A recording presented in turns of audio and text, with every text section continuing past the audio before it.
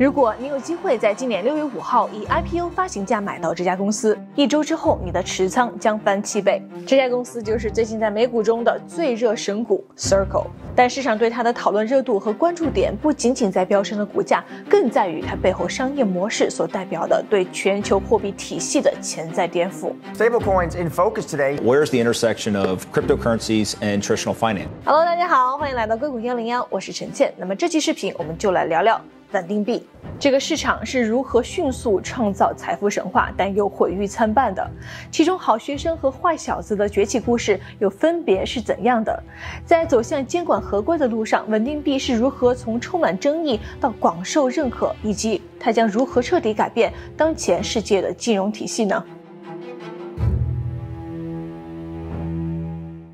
在阿根廷布宜诺斯艾利斯的 Puerto Madero 港区，一家名为 Cripstation 的咖啡店成为了阿根廷经济的一个缩影。过去1年，他们选择用加密货币付款的顾客人数增长了10倍，而其中近60%的人使用的是 Tether， 也被称为 USDT。而在越南，有朋友也告诉我们，当地的水果出口商们也都流行起接受稳定币来结算，比起通过银行结算，他们更喜欢用自己的加密钱包来接收货款。这就是稳定币在过去几年的发展和被接受速度。截至2024年末，全球稳定币总市值已经超过2000亿美元。根据数据，2024年稳定币交易额达到15.6万亿美元，首次超过 Visa 和 Mastercard。而稳定币的讨论热度在 Circle 上市之后，更是达到一个新高度。Circle 在2025年6月5号于纽约证券交易所上市之后，股价从31美元的发行价，在6月20号暴涨到240美元，涨幅接近670%。那 Circle 到底是做什么生意的呢？其实简单到令人发指啊！你给我1美元的现金，我给你一个叫做 USDC 的数字代币。当你想要现金的时候呢，我按1:1的比例换回去给你。那么这么简单的兑换生意就支撑起了 Circle 将近500亿美元的市值。而它所发行的 USDC 呢，就是稳定币。那么这个 USDC 以及我们开头说到的阿根廷咖啡店里面大家都喜欢用的 USDT 呢，是目前市场上最受欢迎的稳定币。那这背后的2个公司 Circle 还有 Tether 以及呢两者的区别，我们一会儿来说。我们先简单的来定义一下稳定币的概念。稳定币 Stablecoin 是一类与传统法定货币，比如说美元和欧元锚定的加密数字资产。它的设计目的是降低价格波动，实现数字货币加稳定结算的桥梁作用。比如 Circle 发行的 USDC 和阿根廷咖啡馆所接受的 USDT 都以1:1的比例与美元挂钩，所以理论上1枚稳定币等于1美元。可能你要想了，既然稳定币和美元一样稳定，我为什么不直接用美元呢？那么这就要说到稳定币的神奇之处了，它兼具数字货币的便捷性和法币的稳定性，那么这让它在现实世界里是大受欢迎。首先，跨境转账超级方便。我们前面提到的越南的水果商人要接受货款1000美元，需要通过银行，手续费可能要几十美元，还要等好几天。但是用稳定币几分钟就能够到账，手续费只要几块钱。其次，对于那些本国货币不稳定的人来说，稳定币就像是救命稻草。比如说阿根廷人，他们的比索1年贬值100%多，但是银行又不让他们随便买美元，怎么办呢？用稳定币呀，在手机上就能买到数字美元，保护自己的财富不缩水。那你可能又要问了，数字货币代表的不是比特币吗？以前也有人用比特币买过披萨，那为什么不直接用比特币呢？那这里问题就在于比特币的价格涨涨跌跌这么大，所以呢更多人倾向于持有而非流通，毕竟呢比特币这么值钱，对吧？大家不愿意去花呀，所以呢稳定币这个时候就登场了。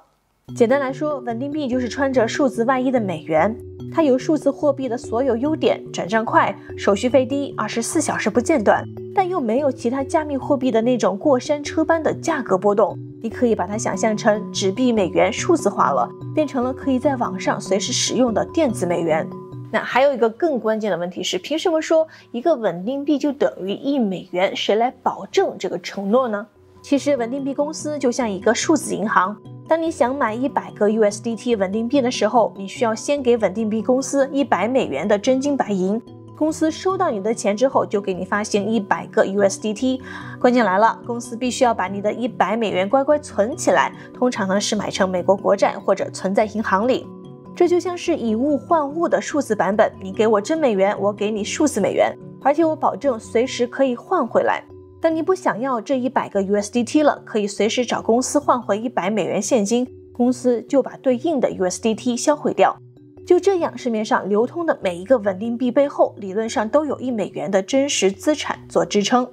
当然，这里面也有风险。如果稳定币公司拿你的钱去乱投资，或者储备资金不够了，那么稳定币就可能会脱锚，价格就不是1美元了。当然，稳定币远远不仅仅是和美元锚定，现在也有和欧元、英镑和黄金挂钩的稳定币。它们的底层机制呢，可以分为3类。那么第一呢，是叫中心化储备，也就是由发行机构以美元或者高等国债托底。第二呢，叫算法平衡，就是呢通过智能合约自动调节供给量。第三叫抵押资产，是支持以其他加密资产为储备。那综上所述啊，在传统金融难以满足实时小额全球化结算需求的场景当中，稳定币凸显它的效率优势。跨境转账可以在几分钟甚至几秒内就完成，那手续简单并且成本低，而且呢，因为能够保持与美元等法币的挂钩，企业和个人呢无需去承担比特币那样的剧烈的涨跌风险。那么这就使得稳定币迅速成为了跨境支付、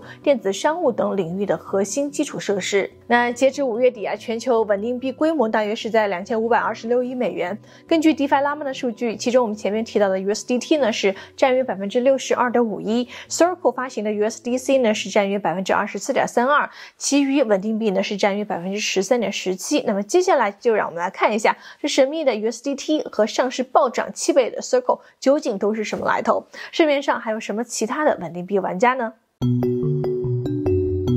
那我们先来说一下 Circle 的故事。这家公司呢被称之为 Web3 里面的好学生。Circle 的创立故事始于2013年，创始人 Jeremy Allaire 怀着一个简单而雄心勃勃的愿景，让数字货币像发送电子邮件一样简单。Allaire 并非初次创业者，他此前已经成功创立了2家公司，视频技术公司 Allaire Corporation 和在线视频平台 Brightcove。积累了丰富经验和财富的他，在比特币刚刚兴起的时候就敏锐地察觉到了数字货币的潜力。那最初呢 Circle 定位为比特币版的 PayPal， 试图让普通消费者能够轻松使用比特币进行支付。然而呢 Allaire 很快就发现了比特币作为支付工具的根本缺陷，就是价格波动太大了，没有人愿意用一种今天价值100美元，明天可能只值80美元的货币去买咖啡。于是呢 Circle 开始了一次重要的战略转型。2018年 Circle 推出了 USDC 稳定币，与美元1:1挂钩。这个决定改变了一切。从追逐比特币支付的理想主义初创公司 Circle 转型成为了数字美元的发行商。根据 SEC 文件，截至2025年5月23号，流通中的 USDC 超过610亿美元，这个数字接近缅甸2025年的全国 GDP， 占全球稳定币市场的 24% 份额。而 Circle 的赚钱模式也很简单，其实呢就像是一个基于稳定币的超级银行。想象一下银行的运作模式，你把钱存在银行，银行给你活期利息，比如说 0.5%， 然后银行把钱放贷出去赚取更高的利息，比如说 5%， 中间的价差就是银行的利润。 Circle 也是类似的逻辑，但是更简单。你用1美元买1个 USDC， Circle 获得你的美元，然后把美元投资国债，年化收益率大概是 4%到 5%， 你随时可以1:1赎回。Circle 承诺兑付，这就意味着 Circle 赚取投资收益几乎没有成本，因为它连利息都不用付给你。就在这样简单的模式下，这家公司用4年的时间呢，完成了一个几乎不可能的任务，从2020年的1540万美元的收入暴增到2024年的近17亿美元，是实现了110倍的惊人增长。更加令人震撼的是大约 99% 的总营收呢，来自于 USDC 储备所带来的利息收入。那么这意味着 Circle 本质上已经成为了一台数字印钞机，收集用户的美元，投资于短期美国国债，然后呢坐享利息差价。而在风险披露方面Circle 呢甚至也是直言不讳的表示，利率每下降 1%， 它的储备收入呢将减少 4.41亿美元。那么这种对利率的极度敏感性使得 Circle 呢成为了一个独特的利率概念股，它的命运与美联储的货币政策高度相关。2023年3月，硅谷银行危机成为了 Circle 的一次重要压力测试。当时 Circle 在硅谷银行有超过33亿美元存款，银行倒闭导致资金被冻结 ，USDC 在二级市场短暂脱锚，跌到了87美分。但 Circle 最终全额收回了资金，这次危机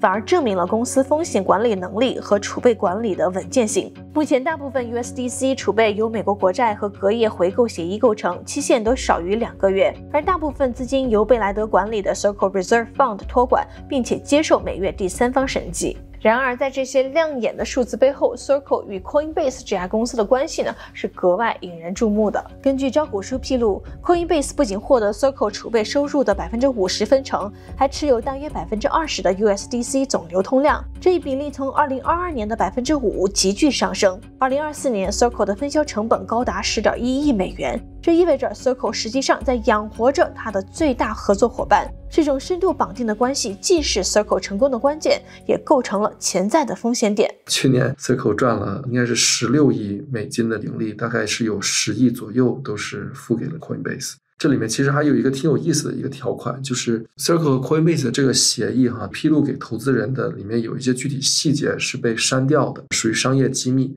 但是里面其实有一条，它其实写的挺有意思的，就是如果 Circle 在某一些情况下不能把这个红利分给 Coinbase， 或者是有一些监管上的一些问题的话呢， Coinbase 是有权利自己成为 USDC 的发行方的，所以它其实可以把 USDC 给拿过来，然后让 Coinbase 自己成为发行人。所以我觉得虽然现在 USDC 是被 Circle 全权发行和负责它的运营了，但是 Coinbase 仍然是扮有一个比较重要的这样的一个角色的。这种安排的背景要追溯到2018年，当时 Circle 和 Coinbase 成立了一个叫做 Center 的合资公司，各持50%的股权来发行 USDC。但是到了2023年8月，为了准备上市， Circle 以2.1亿美元的价格收购了 Coinbase 在 Center 的50%的股权。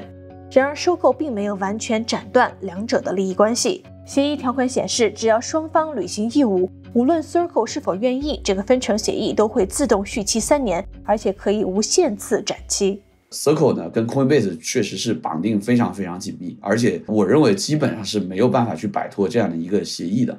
所以 Circle 和当时 Coinbase 合作，它其实很大程度上解决了它最大的一个痛点，就是它马上就能有流通性，能够就有用户来用它，能够在 Coinbase 上面有交易对。那么 Coinbase 作为美国最大的交易所来说，给它带来的这个流量是巨大的。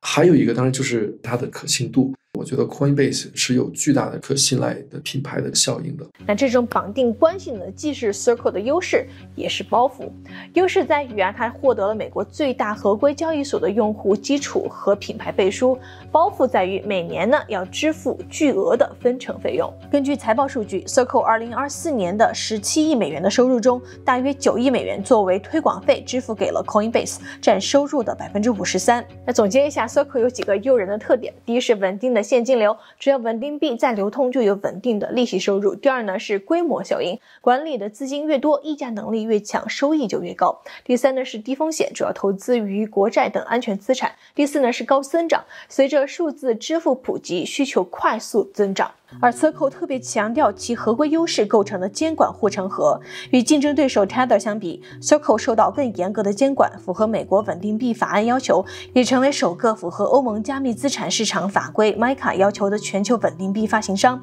所以这也是为什么 Circle 被称为好学生。这种透明度和合规性不仅是 Circle 获得机构投资者青睐的重要原因，也是其能够成功 IPO 的关键基础。但从监管者的角度，稳定币并非完美，如果大量资金流入稳定币，可能会影响传统货币政策传导，一旦发行商出问题，可能引发挤兑，数字化交易更难追踪和监管。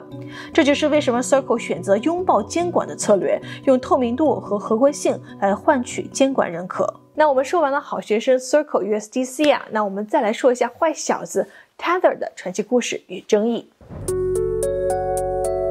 如果说 Circle 是稳定币界最守规矩的好学生，那么 Tether 就是那个成绩最好但是总是违纪的问题学生。回到开头那个波伊诺斯艾利斯的咖啡店，为什么超过一半的人用 USDT 而不是 Circle 的 USDC 或者其他稳定币呢？那答案呢就隐藏在 Tether 这家公司的野蛮生长史当中。Tether 的诞生故事堪称加密货币史上最奇特的组合之一。2014年7月8日，3个背景迥异的人在美国加州推出了一个名为 Realcoin 的项目。曾经出演迪士尼电影《野鸭变凤凰》的前童星 Brooke Pierce、企业家 Reeve Collins 以及软件工程师 Craig Sellers。然而，真正将这个项目推向巨头地位的关键人物是一位意大利人 Giancarlo Davesini。这位1964年出生于都灵的前整形外科医生，放弃了医学，转向技术领域。2012年，他投资了一个新兴的加密货币交易所 Bitfinex， 很快成为公司的实际负责人。2014年9月，在英属维京群岛 ，Davesini 和 Bitfinex 的首席策略官 Phil Porter 共同成立了 Tether Holdings Limited。大约在2015年 ，Pierce 和 Collins 将他们在项目中的股份出售给了 Davesini 和 Porter。同年11月 ，Realcoin 正式更名为 Tether。那这个由前整形外科医生和前童星共同创立的项目，最初呢只是想创造一种与美元1:1挂钩的数字货币，但谁也没有想到，这个简单的想法会发展成为一个拥有1200亿美元的流通量的稳定币帝国。而那位放弃手术刀的意大利医生，也成为了加密货币世界上最神秘、最富有的人物之一。Tether 去年更是创造了130亿美元的利润，甚至超过了全球最大的资产管理公司贝莱德。更令人瞠目结舌的是，这一切都是由仅仅100多名员工完成的。但与 Circle 不同的是 ，Tether 从不主动寻求监管认可，反而呢是走了一条野路子。他选择在英属维京群岛注册，由一群秘密所有者私人控制。而这种反传统的做法，恰恰成为了 Tether 的独特优势。当美国政府通过制裁切断对手与美元的联系时 ，Tether 提供了一个不受美国直接管辖的数字美元的选择。在伊朗、委内瑞拉、俄罗斯这些被制裁的国家 ，USDT 成为了跨境转移资金的匿名美元，蓬勃发展。但正因为是这样 ，Tether 一直在灰色地带游走，充满了争议。2021年，公司因为隐瞒8.5亿美元损失，被纽约总检察长罚款1850万美元。多国监管机构对 USDT 的合规使用一直存疑。联合国的报告称 ，Tether 是东南亚洗钱者的首选，这些都是 Tether 黑暗面的不争事实。但是在双刃剑的另外一边，回到布宜诺斯艾利斯的咖啡馆，为什么人们还是要选择 USDT 呢？答案也很现实，非许可性和流动性。Tether 在全球范围内的渗透率远超其他的稳定币，特别是在新兴市场。当委内瑞拉经历严重的恶性通胀的时候，当阿根廷人面对货币管制无法自由获得美元的时候， USDT 呢往往是最容易获得的数字美元。在委内瑞拉，受制裁的国有石油公司 PDVSA 开始加速以 Tether 支付石油费用。El Dorado 这个拉丁美洲的稳定币支付超级应用已经拥有超过50万用户。在格鲁吉亚、第比利斯 ，USDT 的标志在货币兑换店外闪闪发光。自动取款机宣传说，用户可以存入钞票换取 Tether。在俄罗斯 ，Tether 成为了绕过制裁的重要工具。一位名叫 Ekaterina Yazhanova 的富有经纪人曾经为客户安排巨额卢布换 USDT 的交易，他共享的数字钱包转移了超过3.5亿美元的 Tether。这种灰色地带的应用虽然充满争议，但是也展现了 Tether 在全球金融体系中的实际影响力。第一点来讲的话呢，我觉得市场流动性一直就有一个规律，就是流动性越大的地方，流动性越好。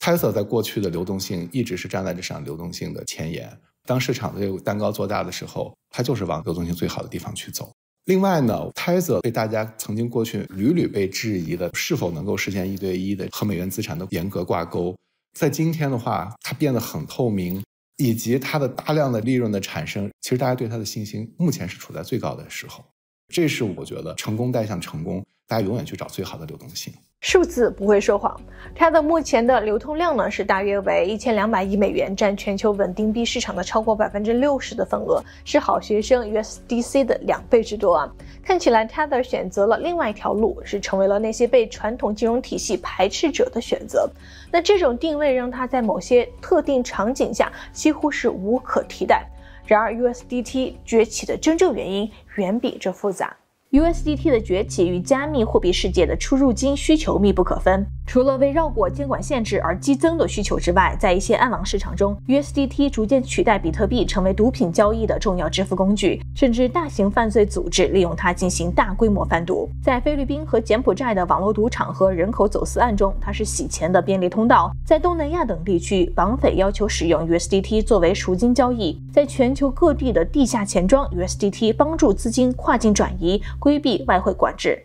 其实真正要从洗钱的数量来讲，美元现金肯定是数量最大的嘛，这也是为什么大家一直说以这个东西作为一个理由其实是不成立，就是说就 USDT 它只是发行方，其实它很难去管最终的终端用户怎么去使用它。而且 Tether 应美国的这些比如 DOJ 很多美国的执法机构去黑名单很多地址，它的积极性其实比 USDC 还要高很多。 Tether 在2022年就处理了 18.2 万亿美元的交易，是超过了 Visa 和 Mastercard。 但是呢，这些看似光鲜的数字的背后呢，是一个复杂的生态系统。 Tether 的成功不仅仅来自于服务那些被传统金融排斥的人，更来自于他对各种灰色需求的包容。18.2 万亿美元的交易里，有多少是合法的跨境汇款？有多少是规避制裁的政治资金？又有多少流向了暗网市场？这些问题 Tether 从未公开回应。对于普通用户来说， USDT 确实提供了便利，及时到账，费用低廉，价值稳定。但这种便利性同样服务于那些不那么光彩的用途。同一套技术基础设施既能够帮助阿根廷小商贩们对抗通胀，也能够帮助毒贩洗钱，既能够让委内瑞拉人获得数字美元，也能让制裁对象转移资产。所以呢，我们看到 Tether 与 Circle 的对比，为整个稳定币行业呢是提供了深刻的启示。Circle 呢是选择了合规路线，获得了机构投资者的认可和 IPO 的成功，但是因此呢，在某些灰色市场是失去了竞争力。而 Tether 则是选择了模糊路线，在监管边缘游走结果获得了更大的市场份额，但也承担了更多的争议。那么这种分化呢，是反映了数字货币世界的一个更加深层次的矛盾，就是技术的无边界性与法律之间的冲突。那和 Circle 一样， Tether 的商业模式呢，可以说是史上最好的生意之一了。它的业务理论上，如果是单纯的发行稳定币这个业务，主要的收益应该来源于，比如说你去 mint， 也就是你存钱生成稳定币，这是指它的商户就是一级市场的铸造者，去铸造稳定币存入美元是需要向他交1/1000的手续费。而如果你想把这手里拿到的 USDT 这样的美元稳定币呢，再赎回为美元呢，你又给他交1/1000的手续费。理论上这是他这个业务最基本的收入，但是显然他的这家公司不是靠这个挣钱的。他手里拿着用户存给他的真实的美元，给大家发一个他的 USDT， 其实可以近似的认为他给大家发的一个欠条，或者就是赌场里的筹码，这么理解更简单。这个时候其实他免费拿到了这个资金之后呢，去投资有收益的国债非常安全，这时候他的这个收益远远高于单纯赎回合法币兑换的这种收益。在过去2年里面， Tether 的这个收益，它的利润其实是爆发的。核心原因，第一，稳定币的发行量增长得非常的快。另外一个原因呢，是他拿到大家免费的资金之后，去购买低风险回报又不错的美国国债，获得的这个收益就非常的好，这是我们看到的一个核心原因。那 Tether 与美国政府的关系呢，也是极其的微妙。那表面上呢，它是一个不受监管的离岸公司，但是实际上它与美国金融体系关系密切。那么最重要的这个连接点是通过美国商务部长鲁特尼克曾经管理的这家名字叫做 Cantor Fitzgerald 的华尔街公司。事实上，我们都知道 Tether 是一个重要的美国国债的购买者，在过去几年里面应该有大几百亿美元对美国国债的购买。那他怎么购买的呢？这时候华尔街日报爆出来了， Tether 就是通过卢特尼克他管理的这家公司 Cantor 去购买美国国债的。或者换句话说呢， Cantor 是帮助 Tether 购买美国国债，是他的经纪公司。他们有一些交易让 Cantor 呢拥有了 Tether 这家公司5%左右的股权，所以它同时也是一个持有 Tether 股权的这么一家利益相关方。这种关系网让 Tether 在政治上有了强大的后盾。现在 Tether 持有大约1200亿美元的美国国债，超越德国，目前位居全球第19大持有者。Tether 不满足于仅仅做稳定币生意，巨额的利润让他开始了疯狂的投资扩张。因为他们太有钱了，所以他们是在大笔花钱。他们现在的 CEO 在做几次采访之后一直在表态，就是他们打算要拿出最少1半的利润对外投资。比如说，他们买了意大利的尤文图斯足球俱乐部的少数股权，他们还在乌拉圭和萨尔瓦多投了能源公司，但最大的投资是一个德国公司 Northern Data。这个公司很有意思，最早呢是做比特币挖矿的，是个德国的上市公司。Tether 从2023年开始就已经开始增持这个公司的股权，然后呢就推动这公司转型去做 AI， 还有做跟 AI 相关的计算中心的业务。然后呢23年9月的时候呢 Tether 先是在爱尔兰设立了一家自己的子公司，他们拿出来了4.2亿美元，通过这爱尔兰的这家子公司买了1万张英伟达的 H100 的显卡。后面他们就做了一笔交易，这个公司变成了 Northern Data 的一个子公司，同时呢他换了 Northern Data 的股票。如果你总共算下来，其实 Tether 在 Northern Data 这家公司里面花了差不多12到13亿美元，这是在目前我们能看到最大的一笔投资。除了 AI 算力 Tether 还进军了更加前沿的领域，比如说花了2亿美元收购了美国盐湖城的一家脑机接口的公司，叫做 BlackRock Neurotech， 获得了 FDA 的突破性设备认证，主要就是可以让脑瘫患者恢复运动。这些投资背后的逻辑是什么呢？很简单，他们主要是靠美债的利息创收。但是呢，美国一旦进入降息周期，那么 Tether 的高收益模式就会受到挑战，所以必须提前布局新的增长点。那么我们说了这么多究其根本，无论是 USDT 还是 USDC 都是中心化稳定币，他们通过持有真实美元储备来维持价值稳定，本质上呢是传统银行业务的数字化版本但是呢我们知道在 Web3 的世界当中，还是有很多技术极客在追求非常理想化的去中心化技术乌托邦，想要创造一个没有银行没有公司，只有一套自动运行的程序来管理货币。比如说 MakerDAO 就想要实现一个没有 CEO 没有董事会，完全由代码和社区治理的稳定币系统，因此他们推出了 DAI。 DAI 的故事始于2015年，那个时候以太坊刚刚诞生不久，智能合约的概念还很新鲜。2008年金融危机之后，丹麦程序员 Rowan Christensen 意识到，本应监督我们的当局实际上是最不负责任和最粗心的。这种对治理精英的不信任，促使他在2014年创立了 MakerDAO。能否创造一种稳定币，它不依赖于任何公司的储备金，而是完全通过去中心化的智能合约来维持稳定。但这个想法在当时看起来几乎是天方夜谭那传统金融告诉我们，稳定币呢需要央行或者大型的金融机构的背书，但是呢 Christensen 和他的团队相信数学和代码可以比人类机构更值得信赖，所以呢他们设计了一个复杂而又优雅的系统，那用户呢可以抵押以太坊等加密货币，然后呢借出与美元挂钩的代稳定币。这种模式被称为超额抵押。比如说你想借出100美元的贷，需要抵押价值150美元的以太坊，看起来是不是很不经济？但这种设计有它的深层逻辑。通过超额抵押，系统可以应对加密货币的价格波动，确保即使抵押品价格下跌，系统依然能够维持贷的美元锚定。DAI 最严峻的考验来自2020年3月12号，这一天被加密货币界称为黑色星期四。当天以太坊价格在几小时内暴跌50%，整个 DeFi 生态系统陷入恐慌。由于以太坊网络拥堵， Gas 费用飙升到平时的数10倍，许多用户无法及时为自己的抵押头寸增加保证金。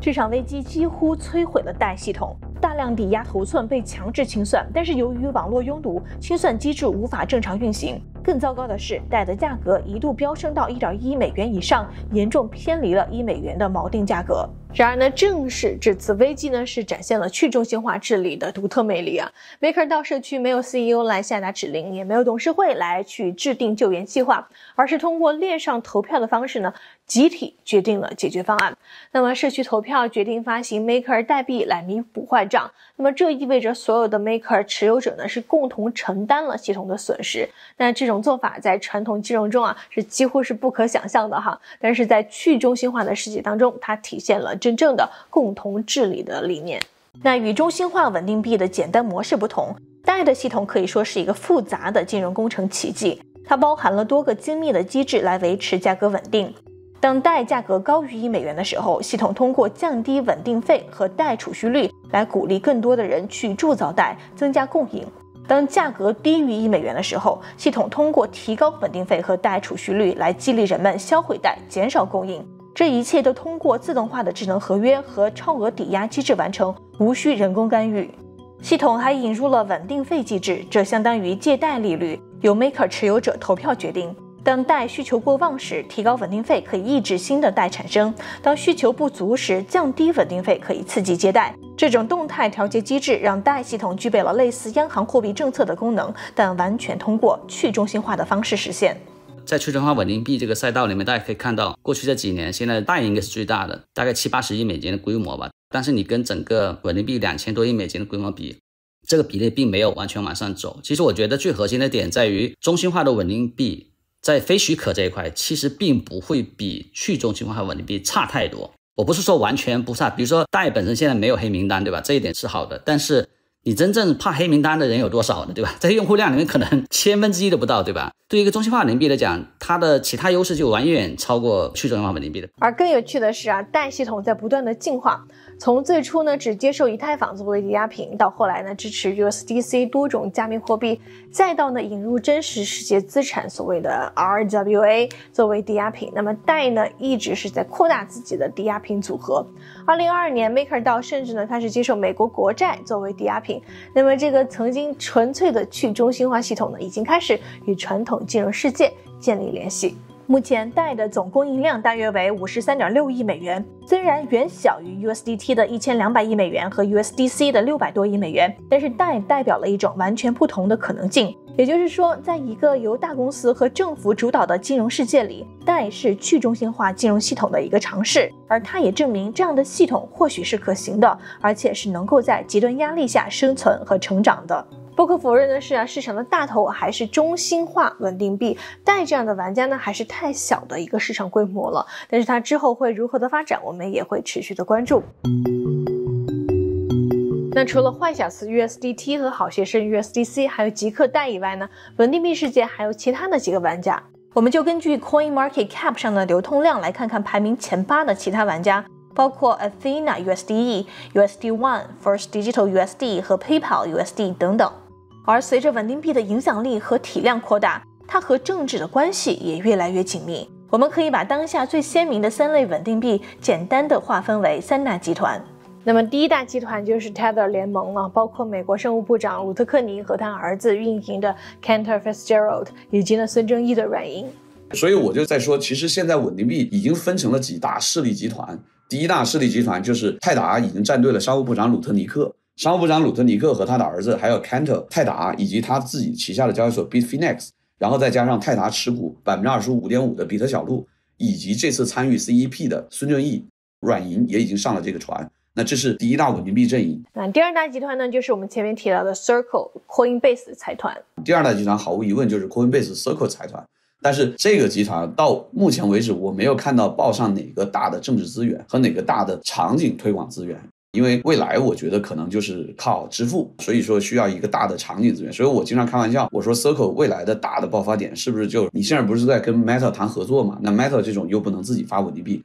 它最好的选择就是做类似一个 Coinbase 这种推广商来收推广费。那 Meta 如果能入股你 Circle 作为你的战略合作伙伴，而且是独家合作伙伴，只能推你 USDC， 那就发达了。那第三大集团呢是特朗普家族的 US One 稳定币，背后呢是有阿布扎比王室 MGX 的支持。而有趣的是，阿布扎比对币安的20亿美元的投资呢，全部都是用 USD One 去支付的。而 USD One 首发就是在币安的链上，那么这是不是显示了清晰的战队关系？后面的第三大集团，那毫无疑问，那就是 Trump 家族发的 USD One， 还有阿布扎比王室 MGX 谢赫，这是阿布扎比的相当于国王的弟弟，他投了包括币安 CZ 这些也都是在这个阵营。因为当初 MGX 投资币安20亿美元，就全部是用 Trump 家族发的稳定币 USD One 支付的，而且 USD One 首发在以太坊的 Uniswap 和 BNB 链币安链上的 Cake， 所以当时我就说这很明显就是要上币安了。后来果然币安也已经 list 它了，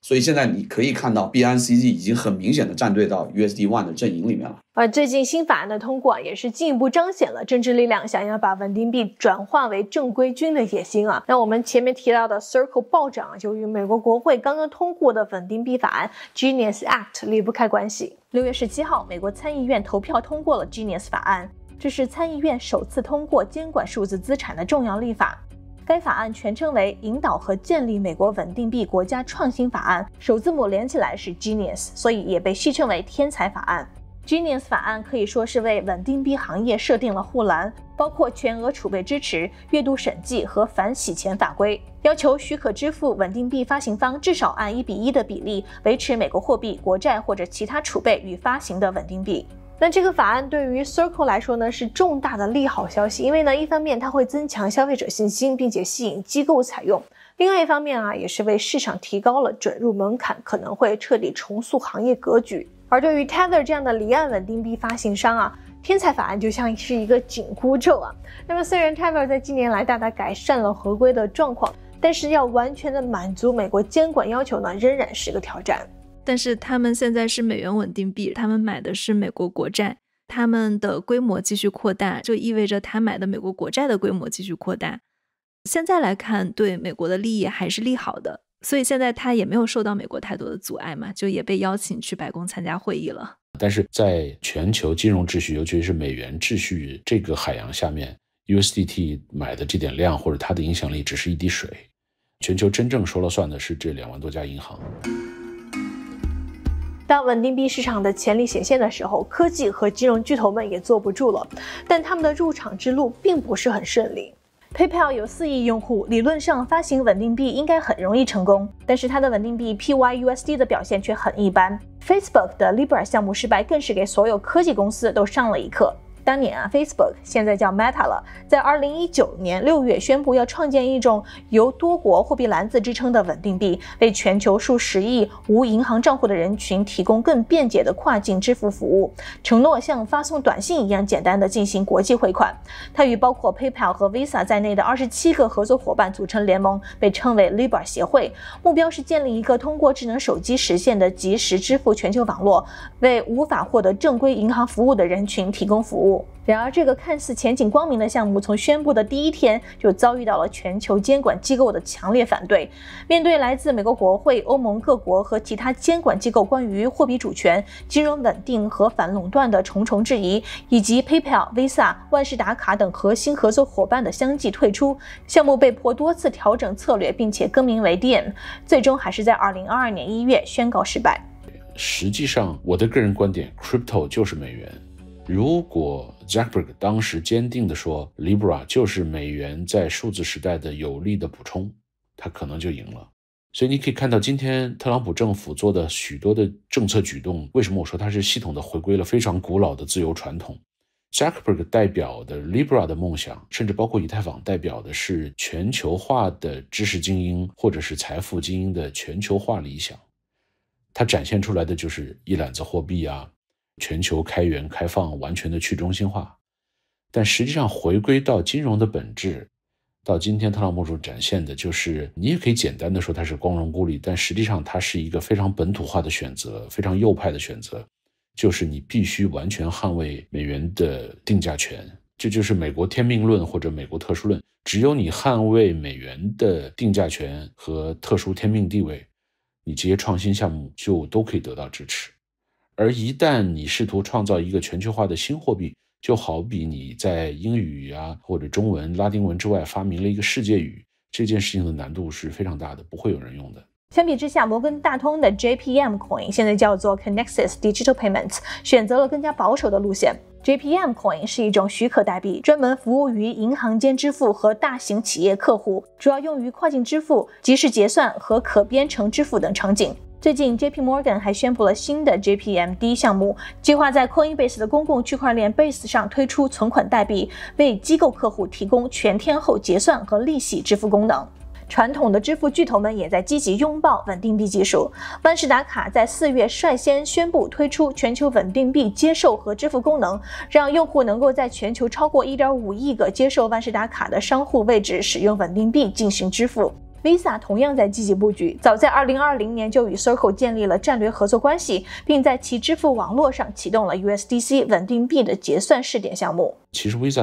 他们在2023年也积极支持在以太坊、Ethereum 和 Solana 上发行 USDC， 并且它其实在2022年就在部分地区推出了一个 Crypto Partnership 计划，跟各家交易所在合规的情况下，还有各个钱包来探索怎么能够把 Crypto 接入 Visa 的这个网络。它其实一直在做工作。可能大家想不到，在2020年到21年的时候，实际上 Circle 当时在寻求卖给 Visa，我个人观点，如果不是 Circle 他和他的投资人希望独立上市，因为当时有一波所谓的 SPAC 上市的热潮，实际上对于 USDC 这个稳定币品类成长为全球的主要的稳定币，拥有更大甚至最大的市场份额来说，当时被 Visa 收购掉是他最好的选择。这样它才有可能在这个由22000家银行构成的巨大的利益网络和资金池里边得到最广泛的使用。那值得关注的是就在2025年3月，市场传出消息称 OpenAI 的首席执行官 Sam Altman 联合创立的区块链项目 World Network 也正在与 Visa 洽谈稳定币的钱包合作项目。他们计划呢将 Visa 卡功能整合到 World Wallet 当中，目标呢是将其打造成一个迷你银行账户，提供外汇交易、加密货币交易、钱包充值和卡片消费等等综合金融服务。那这些不仅是验证了稳定币在主流支付领域的应用潜力，也标志着传统金融基础设施向数字资产的重大转变。那么这就是稳定币的故事，从布宜诺斯艾利斯的咖啡店到委内瑞拉的石油交易，从格鲁吉亚的创业公司到俄罗斯的财富转移，稳定币编织了一个庞大而复杂的全球网络。这个网络一度游走在法律边缘，也充满了道德争议，但它也在一定程度上为那些被传统金融体系遗忘的人们服务。这就是稳定币的矛盾性。而在这个充满矛盾的故事当中唯一不变的是人们对稳定价值存储的基本需求。在视频的例子当中，人们选择稳定的原因都很简单，在一个不确定的世界当中，它提供了一种相对确定的选择。而在金融霸权的角度上来看，虽然稳定币的真正爆发源于技术进步和市场需求，但客观上，稳定币却是强化了数字时代的美元霸权。每一笔 USDT 和 USDC 的交易，因为以美元计价，都在客观上强化了美元的全球地位，甚至虹吸全球流动性，增强了美元的全球渗透力。反过来，随着稳定币的影响力逐步强化，越来越多的政治力量也介入其中，像是美国监管机构试图通过天才法案让自己成为话事人，又将进一步让无意政治的数字货币政治化。这何尝不是一种新的现代化金融战呢？正如我们采访的嘉宾所说稳定币不仅仅是一种技术创新，更是一场关于货币未来、金融体系重构和国际竞争格局的深刻变革。